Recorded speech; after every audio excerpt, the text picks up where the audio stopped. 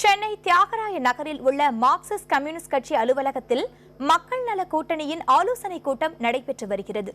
மக்கள் நல கூட்டணிக்கு ஒதுக்கப்பட்டுள்ள 110 இடங்களில் 4 கட்சிகள் இடையே தொகுதி பங்கீடு மற்றும் வேட்பாளர்கள் தேர்வு உள்ளிட்டவை குறித்து இக்கூட்டத்தில் ஆலோசிக்கப்பட்டு வருகிறது. வைகோ, திருமாவளவன், ஜி ராமகிருஷ்ணன் உள்ளிட்டோர் இதில் பங்கேற்றுள்ளனர். வரும் 28ஆம் தேதி கன்னியாகுமரியில் மக்கள் நல கூட்டணியினர் மேற்கொள்ள இருக்கும் பரப்புரை பற்றியும் இதில் ஆலோசிக்கப்பட்டு வருகிறது. சென்னையில் அடுத்த மாதம் மக்கள் நல கூட்டணி தேமுதிக இணைந்து நடத்தவுள்ள மாநாட்டில் அக்கூட்டணியின் வேட்பாளர்கள் அறிவிக்கப்படலாம் என எதிர்பார்க்கப்படுகிறது. மக்கள் நல கூட்டணியில் புதிய கட்சிகள் இணைய வாய்ப்புள்ள நிலையில் அது குறித்து இக்கூட்டத்தில் ஆலோசிக்கப்பட்டு வருகிறது. பல சமூக அமைப்புகள் மக்கள் நல கூட்டணிக்கு ஆதரவு தெரிவித்துள்ளது பற்றியும் விவாதிக்கப்பட்டு வருகிறது. இதற்கிடையே புதிய தமிழகம், IJK ஆகிய கட்சிகள் தேமுதிகவுடன் பேச்சுவார்த்தை நடத்தி வருகின்றன.